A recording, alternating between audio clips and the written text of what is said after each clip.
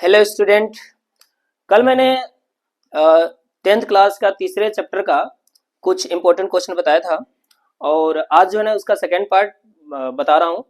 वो वीडियो जो है लंबी हो जाती है, इस वजह से जो है ना 5-6 क्वेश्चन ही बताया था उसमें से। चलिए इसके आगे का क्वेश्चन हम आज देखते हैं। ठीक है, क्वेश्चन है solve the following pairs of linear equation for x and y. ये 2013 में आया था क्वेश्चन बोर्ड एग्जाम में। x और y के लिए रैखिक समीकरण की निम्नलिखित जोड़ी को हल करें। तो देखिए क्वेश्चन क्या है, पहले यहाँ स्पष्ट लिख देते हैं हम, सॉल्यूशन में लिख देते हैं। पहला इक्वेशन है इसका b by a x plus a by b y equal a square plus b square. ये इक्वेशन फर्स्ट है। और दूसरा इक्वेशन है x plus Y equal 2ab। इसके लिए, इसको सोल्यूशन के लिए पहले हम इसमें जो लगाएंगे एलिमिनेशन मेथड लगाएंगे, यानी विलोपन विधि का यूज करेंगे इसमें। ठीक है, तो इसमें ये b बाई ए है, तो इन इक्वेशन सेकेंड में b बाई ए से सब में मल्टीप्लाई कर देंगे। ठीक है, सभी टर्म में मल्टीप्लाई कर देंगे। ठीक है, बहुत ही आसान क्वेश्चन है, ध्यान दीजिएगा। लिखेंगे समीकरण एक में एक से तथा समीकरण दो में b बाई ए से गुना करने पर। इंग्लिश में लिखेंगे multiply by 1 in equation first and multiply by b by A in equation second. अब चलिए इसमें मल्टीप्लाई करके देखते हैं। पहले इक्वेशन फर्स्ट लिखेंगे b बाई ए, 1 से मल्टीप्लाई करने पर वही होगा। ठीक है ना, क्या बोलते हैं, जो नंबर होगा वही होगा। तो ये होगा x plus a by b y equal a square plus b square. और दूसरा इक्वेशन में b बाई ए से मल्टीप्लाई कर रहे हैं, b by a x plus b by a y equal, इसमें भी मल्टीप्लाई करेंगे b बाई ए से, b by A multiply 2ab। ठीक है, अब देखिए इसे इसमें मल्टीप्लाई करेंगे और ये माइनस कर देंगे हम इसको, माइनस माइनस माइनस, इससे ये कैंसिल हो जाएगा। ठीक है, क्योंकि टर्म इक्वल है। और इसको माइनस करेंगे तो ये हो जाएगा a by b minus b by a y equal, अब इसे a से a कैंसिल कर दे रहे हैं और ये हो जाएगा a square plus b square. देखिए यहाँ पे जो है ना a square plus b square है, अब माइनस ये जो है 2b और b मल्टीप्लाई करेंगे 2b स्क्वायर हो जाएगा। अब यहाँ लिखेंगे हम, दोनों का एलसीएम हो जाएगा ए बी, तो ये हो जाएगा ए स्क्वायर माइनस बी स्क्वायर। ठीक है, वाई इक्वल ये ए स्क्वायर प्लस, अब देखिए इसमें माइनस करेंगे ना, बी स्क्वायर में से 2b स्क्वायर माइनस करेंगे तो ये हो जाएगा माइनस बी स्क्वायर। ठीक है, यहां से हम इसको इधर लाएंगे तो ये जो है ना क्या होगा, पलट के गुना होगा इसमें। चलिए हम यहाँ पे सॉल्व कर देते हैं इसको। ये हो जाएगा y equal a square minus b square multiply a b by a square minus b square. इससे ये कैंसिल हो जाएगा, y की वैल्यू आ जाएगा ए बी। अब y की वैल्यू जो है ना हम इसमें रख देंगे इक्वेशन फर्स्ट में।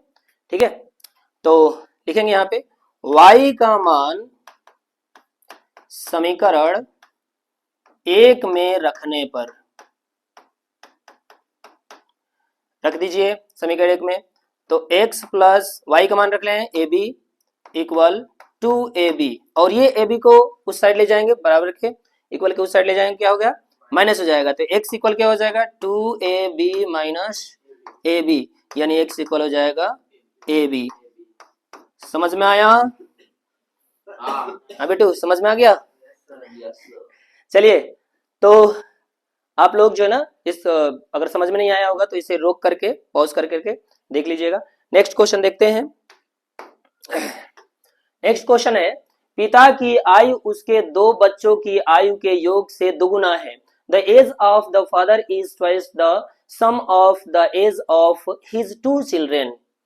20 वर्ष बाद उसकी उम्र उसके बच्चों की उम्र के योग के बराबर होगी। ठीक है, after 20 years his age will be equal to the sum of the ages of his children।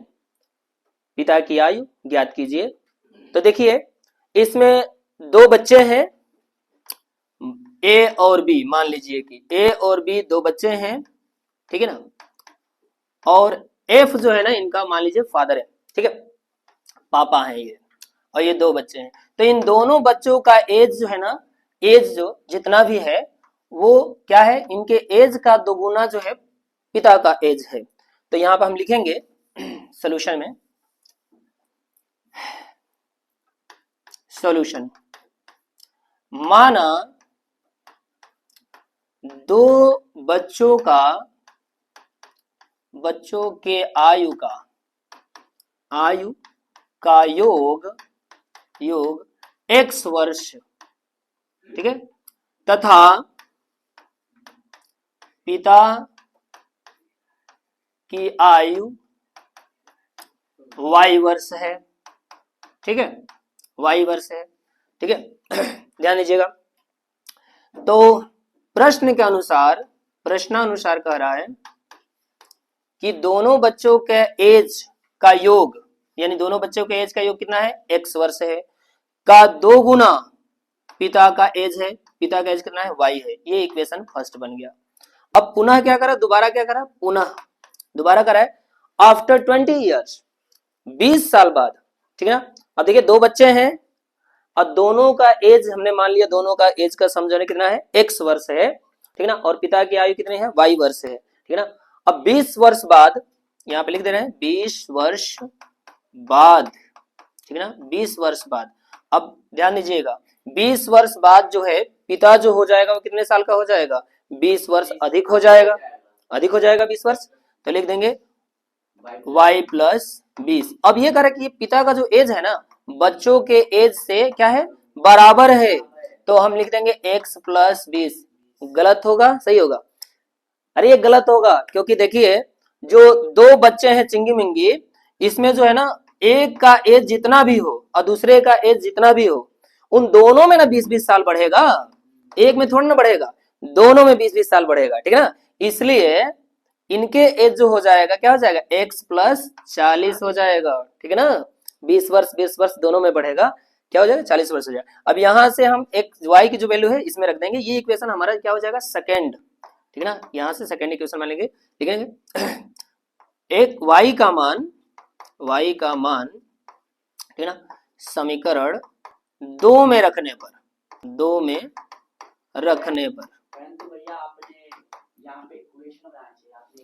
Equation ही है ये, ठीक है। अगर आप इधर 20 लाएंगे तो इक्वेशन ही बन जाएगा, तो यहां से शॉर्टकट में हो जाएगा थोड़ा सा। अब y की वैल्यू यहाँ पे रख दीजिए 2x, ठीक है, तो y की जगह रख रहा हूं 2x plus 20 equal x plus 40। अब ये 20 को उधर जाएंगे, x पे इधर लाएंगे, तो ये जाएगा 2x minus x equal 40 minus 20। हाँ यहाँ पे प्रतिस्थापन विधि किया हूं, ठीक है। तो x इक्वल हो जाएगा 20 वर्ष, यानी जो है बच्चों का एज जो है ना, दोनों का एज मिलाकर कितना है, 20 वर्ष है। तो यहाँ पे लिख देंगे पिता का एज, पिता की आयु हो जाएगा कितना, तो यहाँ पे लिखा गया कि y कितना है, x का दोगुना है, तो 2x यानी कि 2 मल्टीप्लाई 20 यानी कितना हो जाएगा, 40 वर्ष। समझ में आया? फिर से एक बार देख लीजिए, बच्चों की आयु का योग जो है x माना गया है और पिता का एज जो है ना y वर्ष माना गया है। और प्रश्न के अनुसार कह रहा है कि पिता का जो एज है बच्चों के एज का दोगुना है, तो यहाँ पे मैंने लिख दिया 20 वर्ष बाद कह रहा है कि पिता का जो एज होगा, तो जैसे मान लीजिए पिता का एज जो है y वर्ष माना गया था, तो 20 साल बाद 20 वर्ष जुड़ जाएगा और बच्चों में 40 वर्ष जुड़ जाएगा, क्योंकि दोनों का एज जो है ना 20-20 साल बढ़ेगा। इस तरह से हमने इसको सॉल्व कर दिया। अगर जो है ना आपको अगर ऐसा लग रहा है कि डाउट है कि भाई ये क्वेश्चन का आंसर सही है या गलत है, तो जो कंडीशन दिया ना उसमें आप इसको रख लीजिए। जैसे x दिया है 20 वर्ष है, यहाँ पे एक 20 वर्ष रखिए, 20 दूनी 40 वर्ष, ये हो गया y, ठीक है ना। दूसरे कंडीशन में भी आप रख सकते हैं, जैसे मान लीजिए कि बच्चे का एज जो है 20 साल है, तो 20-20 साल बढ़ जाएगा दोनों में, तो 40 साल बढ़ जाएगा, 60 साल हो जाएगा, तो पिता का एज 20 साल बाद 60 साल हो जाएगा। नेक्स्ट क्वेश्चन देखिए आप लोग, चलिए नेक्स्ट क्वेश्चन है कि शांत जल में एक नाव की गति 15 किलोमीटर प्रति आवर्स है, ठीक है ना। यह धारा के प्रतिकूल 30 किलोमीटर जाती है और 4 घंटे 30 मिनट में उसी बिंदु पर वापस लौट आती है, तो धारा की जो है ना गति ज्ञात कीजिए। Speed of a boat in still water is 15 kilometre per hours, it goes 30 kilometer upstream and returns back at the same point in 4 hours 30 minutes. Find the speed of steam. ये 2017 में आया था क्वेश्चन, ठीक है। अब ध्यान दीजिएगा, एक कोई पॉइंट है, वहां से कोई बोट जो है ना जा रही है किसी दूसरे पॉइंट तक, ठीक है ना, और दिया हुआ है कि यहाँ से यहाँ तक का जो डिस्टेंस है वो 30 किलोमीटर है, 30 किलोमीटर की दूरी पर दूसरा पॉइंट है। अब यहाँ से ये जो ना नाव जो है जा रही है यहाँ से, ठीक है ना, और धारा जो है ना इस दिशा में है, ठीक है। तो आप ध्यान दीजिएगा, नाव इस दिशा में है और धारा इस दिशा में बहेगा, ठीक है ना, तो इसे हम प्रतिकूल कहेंगे, धारा के प्रतिकूल, ठीक है ना, इसे अप स्ट्रीम कहेंगे। और डाउन स्ट्रीम कब कहेंगे, जब ये जो है धारा आएगी। तो अब ध्यान दीजिएगा, इधर से मान लीजिए कि नाव की जो चाल दिया है, इसमें दिया ना 15 किलोमीटर है ना नाव की जो चाल, तो यहाँ लिखेंगे दिया है। अच्छा बच्चों ध्यान दीजिएगा, एग्जाम में आपको जो है, एग्जाम में आपको पूरा लिखना है, दिया है, क्योंकि आपको क्वेश्चन तो लिखना नहीं है, ठीक है ना, तो पूरा लिखना पड़ेगा, दिया है और ज्ञात क्या करना है ये सब लिखना पड़ेगा, तब जा करके, क्योंकि एग्जामिनर जो है को पता नहीं है, सामने वो देख लेगा और सही कर देगा इसको।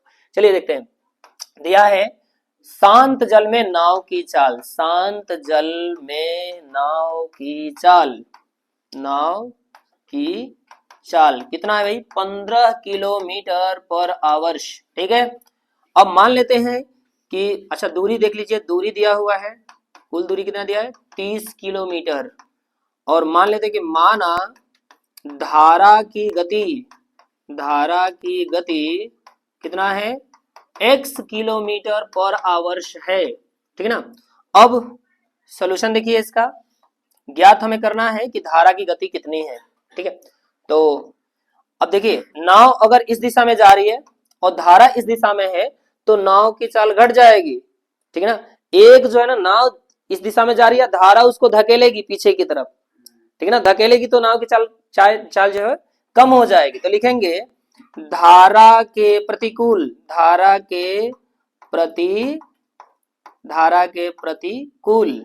ठीक है, धारा के प्रतिकूल नाव की चाल कितना हो जाएगी, अगर धारा मान लीजिए कि x की स्पीड से है और जो है ना नाव 15 किलोमीटर पर घंटे की स्पीड से चल रही है, तो लिख देंगे 15 minus x kilometre per hours. यही धारा के अनुकूल,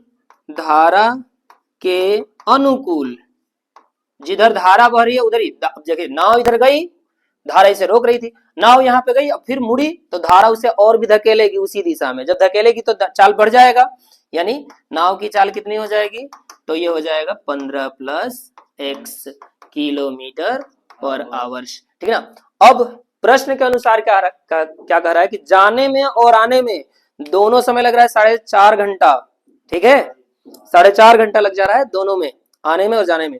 तो क्या लग रहा है समय, तो हम समय का फॉर्मूला लिखेंगे, क्योंकि समय बराबर क्या होता है, समय बराबर होता है दूरी बटा चाल, ठीक है ना, दूरी बटा चाल। तो यहाँ पे लिख देंगे समय टोटल है, दूरी कितना है भाई, दूरी है 30 किलोमीटर, जाने में 30 किलोमीटर दूरी गई और चाल क्या था 15 माइनस x, और फिर आने में भी 30 किलोमीटर वापस आई और चाल कितना था 15 प्लस x, और टोटल समय कितना लग गया 4 घंटा 30 मिनट, यानी कि 4.5 घंटे, ठीक है ना, 4.5 घंटा समय लगा।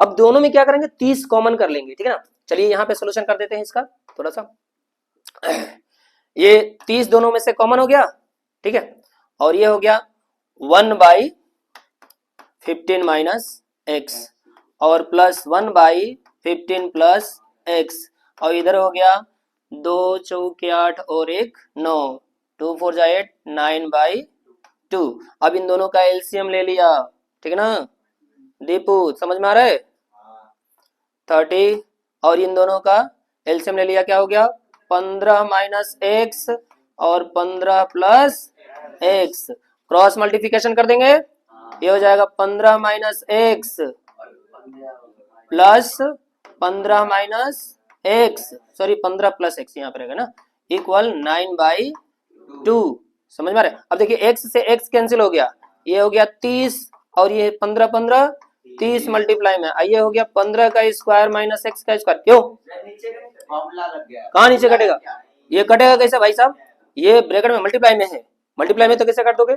तो इसमें क्या होगा, ये x minus a minus b और a प्लस बी फॉर्मूला होता है ना, तो a minus b a plus b a square minus b square equal 9/2। Cross multiplication कर देते हैं, इसमें कितना हो जाएगा 30 मल्टीप्लाई 30 और ये इधर आएगा तो मल्टीप्लाई में हो जाएगा, तो इसे डायरेक्ट लिखना है 15 15 है 225 लिख दे रहा हूं, ठीक है ना, 15 का स्क्वायर 225 और माइनस एक्स स्क्वायर और इसको इधर ला लेता हूं, ठीक है, इसको इधर लाऊंगा तो क्या हो जाएगा मल्टीप्लाई में हो जाएगा 2/9, उल्टा 9/2 था, होगा ना।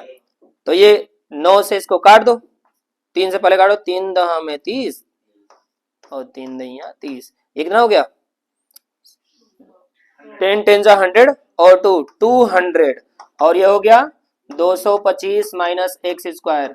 अब ये एक्स स्क्वायर को इधर ला जाओ, 200 को उधर ले जाओ तो क्या हो जाएगा एक्स स्क्वायर इक्वल 225 माइनस 200 यानी कितना हो जाएगा एक्स स्क्वायर इक्वल हो जाएगा 25 यानी एक्स इक्वल कितना हो जाएगा 5 किलोमीटर पर आवर।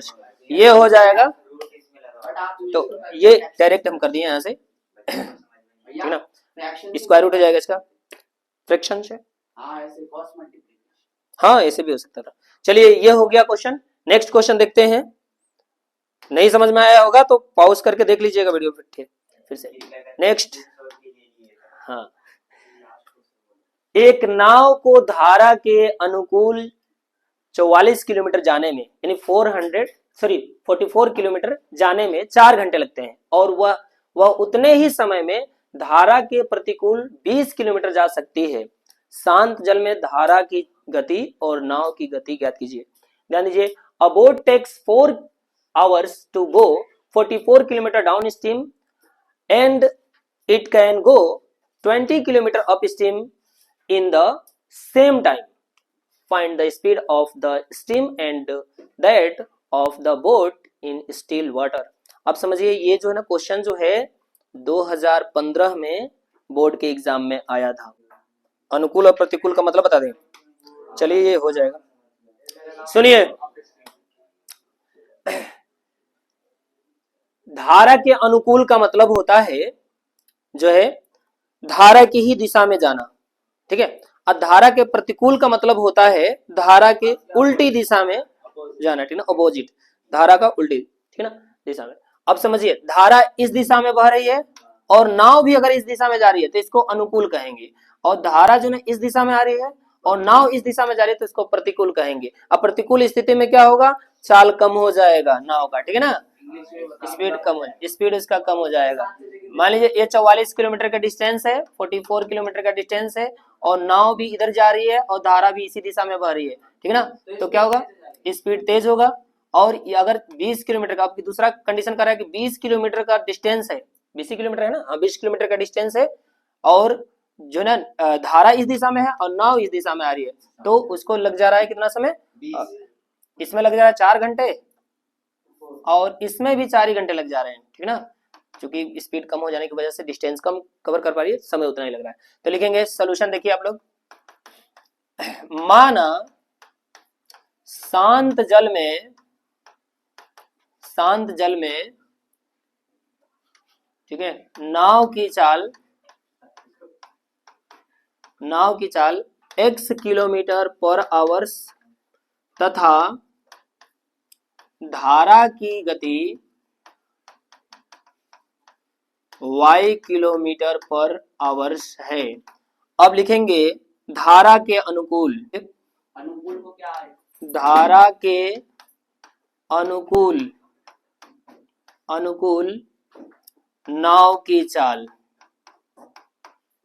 धारा जिधर है उधर ही नाव का चलना, ठीक है ना, तो क्या होगा, धारा की चाल हमने माना है कितना y किलोमीटर और नाव की चाल मान लिया है x किलोमीटर, तो ये जो जुड़ जाएगा x plus y kilometre per hours हो जाएगा, ठीक है ना। और धारा के प्रतिकूल अपस्ट्रीम, धारा के प्रतिकूल प्रतिकूल नाव की चाल कितनी हो जाएगी, x minus y kilometre per hours. समझ में आ रहा है सोनू? यस।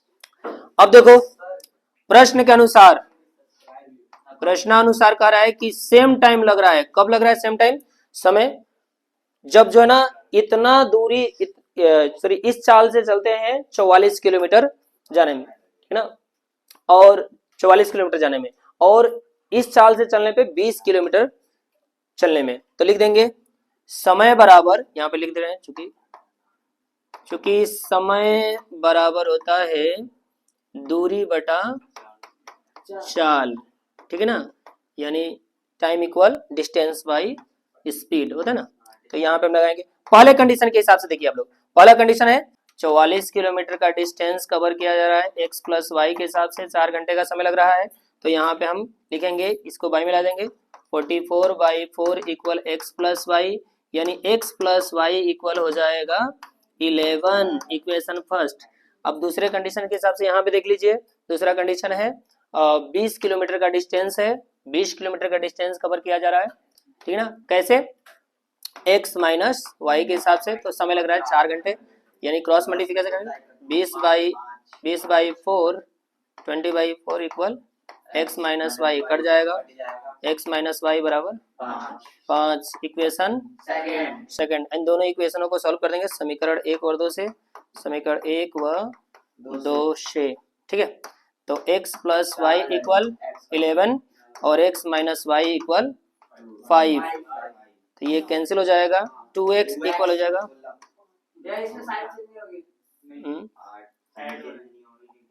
ये ऐड हो जाएगा, साइन चेंज नहीं होगा क्योंकि माइनस करने पर साइन चेंज हो जाता है, ठीक है ना।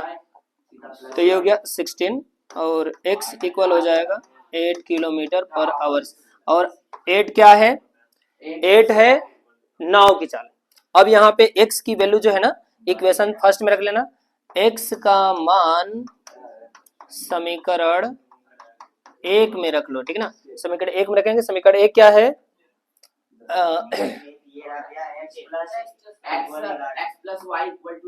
तो x की जगह पे हम क्या रख देंगे, 8 प्लस वाई इक्वल 11, यानी y इक्वल इधर जाके माइनस हो जाएगा, कितना हो जाएगा 11, 3 किलोमीटर पर आवर्स, 3 किलोमीटर। तो ये हो गया, ये हो गया नाव की चाल और ये हो गया धारा की चाल, ठीक है ना। तो आज के लिए इतना ही, धन्यवाद।